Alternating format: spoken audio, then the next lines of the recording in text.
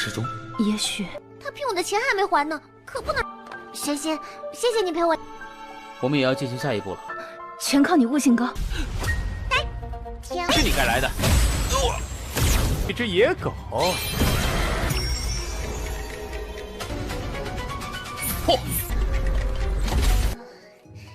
爹，是玄寒燕回来了。碎骨精，够了，此阵金仙难破。爹的身体，但毕竟是出生就种下的血种。那便如送你上路。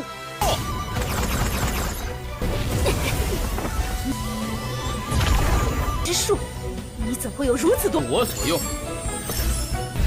这是，我不能死！我要让你们。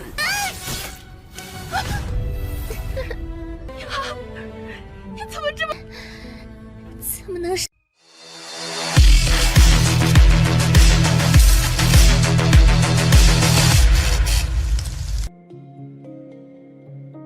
Halo semua, selamat datang di Ruang Sinema. Bagaimana kabar kalian semua? Semoga selalu sehat dan baik-baik saja. Pada hari ini kita akan kembali melanjutkan series Donghua Supreme God Emperor episode terbarunya. Yang mana ini adalah episode yang ke-623. Bagi yang baru bergabung dengan series ini, kita sudah sediakan playlistnya. Jadi kalian bisa dengan mudah mencari di mana episode awal dari series ini. Sebelum kita mulai episode terbarunya, kita akan melihat dulu apa yang terjadi pada episode sebelumnya. Tepatnya pada episode 622. Kemarin catatan di prestasi ini membahas tentang teknik perebut boneka. Selain itu ternyata Swan Xingzong merupakan sahabat dari Hu Xingtian. Namun mereka masihlah belum tahu alasan mengapa Swan Xingzong menjadikan sahabatnya sebagai boneka hidup. Selain itu, Swan Xingzong ternyata telah dijadikan sebagai boneka rebutan. Untuk dapat mengetahui segalanya, maka mereka harus menyusup ke sekte petaka gaib. Hu Xing'er lah yang akan berpura-pura menjadi murid di sana, sementara Swan Xin dan Mu Yun akan membimbingnya.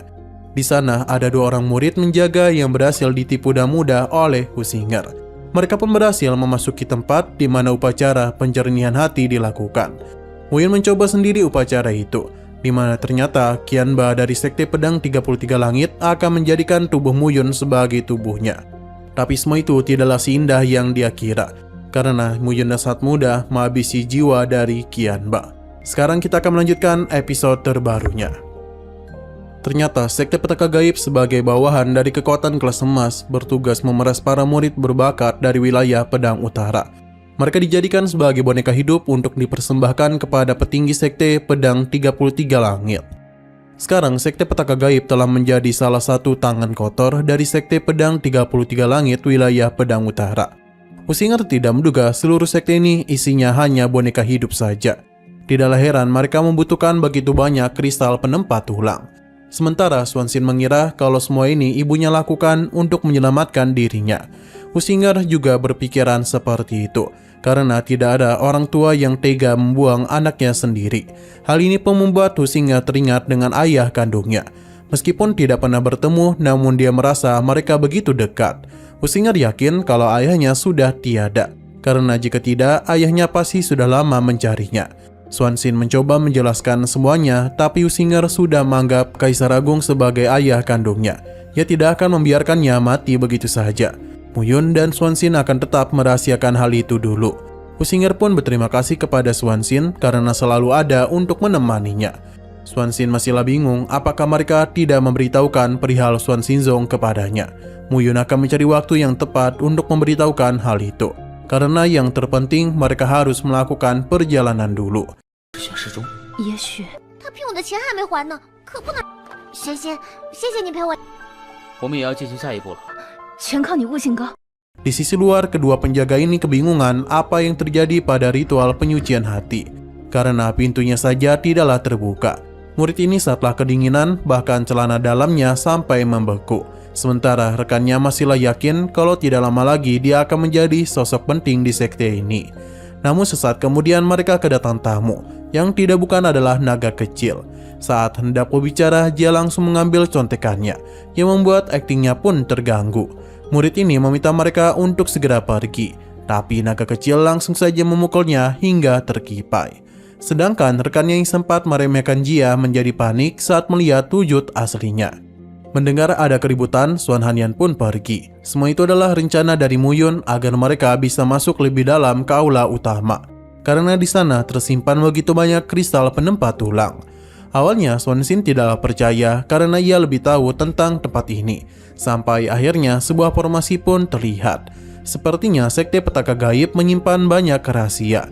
Dengan kekuatannya, Mu Yun dapat dengan mudah membongkar formasi itu dan membuka sebuah pintu rahasia. Sebelum Mu Yun pergi, ia menyembunyikan formasinya karena sadar kalau Xuan akan segera kemari. 是你该来的。一只野狗。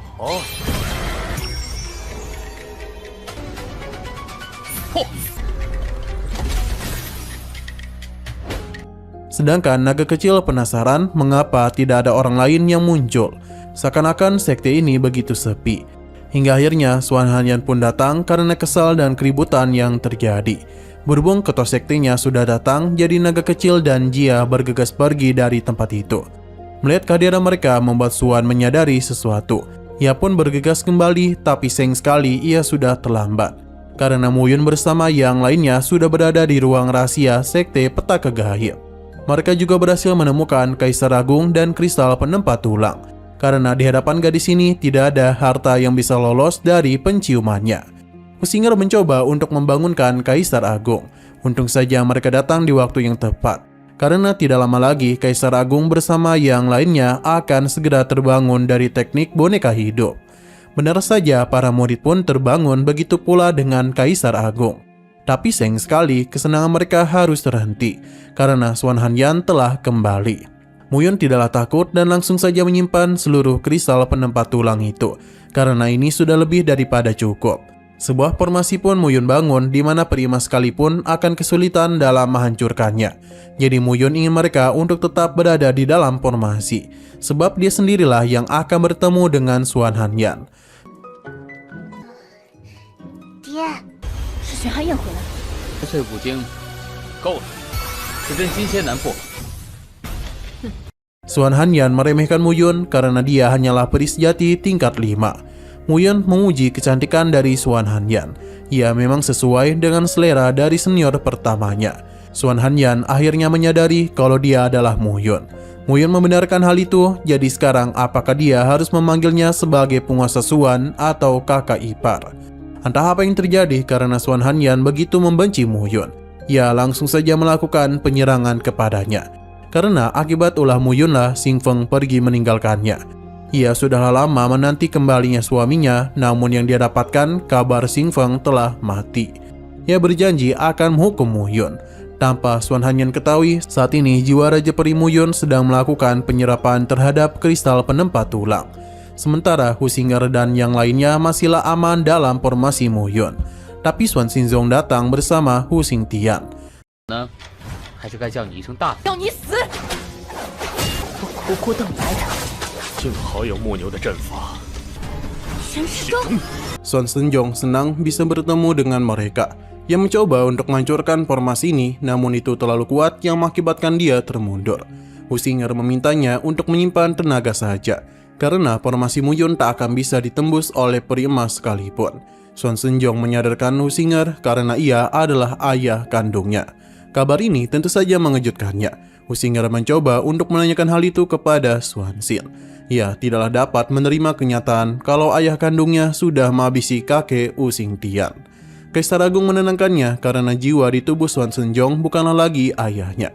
Hanya saja hubungan darah di antara mereka tetap terhubung. Xuan Xinzong mulai melakukan sesuatu yang mana itu adalah sebuah kutukan darah yang sejak lahir ditanamkan kepada Husinger. Alhasil dia itu berada di bawah kendali Xuan Xinzong. Meskipun dia adalah putrinya, tapi Xuan Xinzong tidaklah peduli dan berencana untuk memanfaatkannya sampai mati.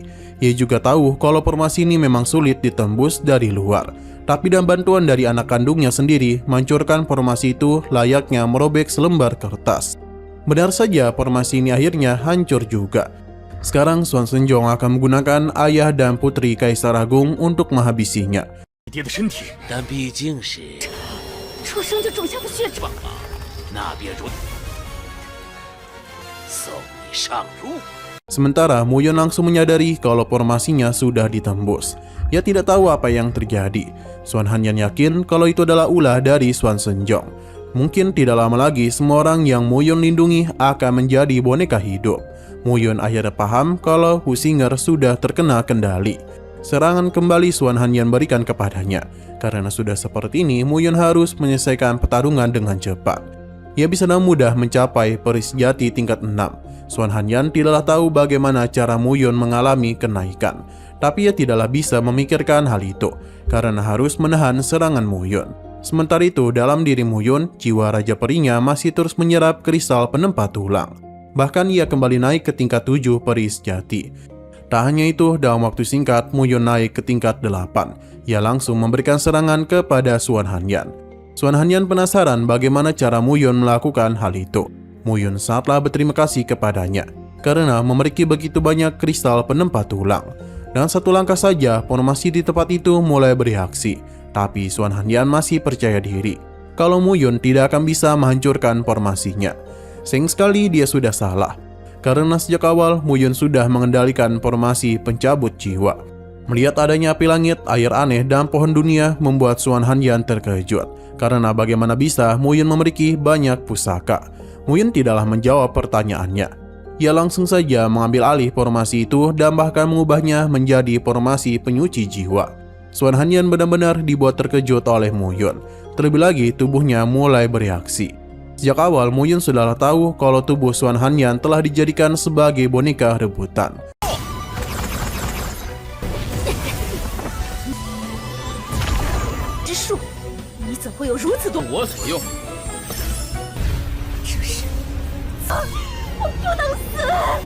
Sementara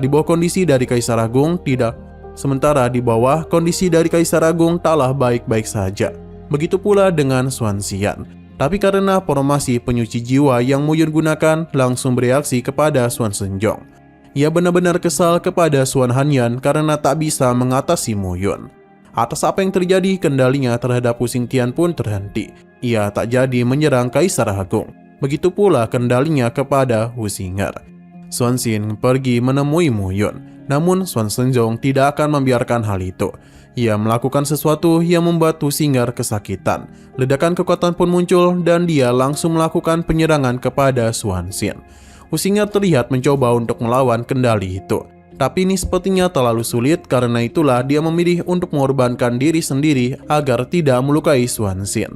Apa yang terjadi tentu mengejutkan mereka. Terlebih lagi kondisi dari Husinger cukup parah. Swan Xin kesal dan tindakannya, pasalnya ia tidaklah perlu sampai melakukan hal itu. Husinger tidaklah menyesal melakukan hal tersebut, karena dia sudah menganggap Swan Xin sebagai keluarga yang harus dirinya lindungi. Selain itu, Swan Xian merupakan sahabat terbaik yang dia miliki. Dengan sisa kekuatannya, Husinger menggunakan kekuatannya untuk bisa menyembuhkan kaki Swan Xin. Selain itu, kekuatannya juga sudah dia kembalikan kepadanya. Dan begini Swan Xin kembali menjadi peris jati tingkat 8.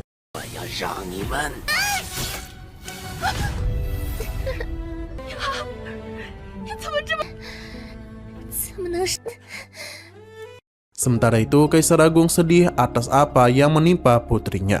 Muyun datang dan mencoba untuk menyembuhkannya. Tapi Husinger tahu kalau kutukan darah taklah bisa dipatahkan dengan cara apapun. Jadi dengan kematianlah ia baru bisa merasa terbebas. Husinger meminta Swan Xin untuk tidak menangis. Ia juga meminta Swan Xin untuk terus tersenyum bahkan saat mereka berpisah nanti. Kaisar Agung yang selalu menganggap Husinger sebagai putrinya merasa kehilangan yang begitu berat.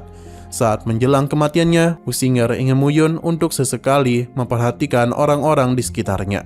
Ia tahu kultivasi itu sangatlah melelahkan. Sampai akhirnya Husinger pun menghilang untuk selamanya.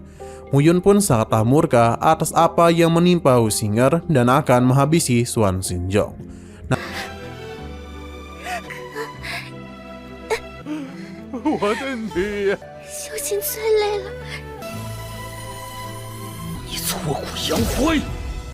Namun sayang sekali lagi seru-serunya episodenya harus bersambung dulu. Tapi sebelum kita akhiri, seperti biasa kita akan melihat preview bagian selanjutnya. Di sini Swan Xin bertemu dengan jiwa asli dari ibunya, yakni Swan Hanyan, di mana dia meminta maaf jika selama ini tak bisa menjadi ibu untuk putrinya. Bagi Swanshin, Husinger dan ibunya akan tetap hidup di hatinya. Ia juga sudah menepati janji kepada mereka untuk selalu tersenyum meskipun mereka pergi meninggalkannya. Mulai hari ini dia berkata kepada Muhyun kalau dia itu ingin hidup untuk dirinya sendiri dan akan melakukan apapun untuk mencapai tujuannya. 心儿，娘，最后时刻，玄心要为自己而活。 Oke, sekian dulu pada video kali ini. Untuk video selanjutnya akan segera hadir. Jadi bagi kalian yang mengikuti series ini, langsung saja klik subscribe dan aktifkan loncengnya. Terima kasih yang sudah menonton video sampai habis. Jika kalian suka pada video ini, klik like dan share ke teman-teman kalian tentang channel ini. Dan ditunggu aja kelanjutannya. Oke, sampai jumpa di video selanjutnya.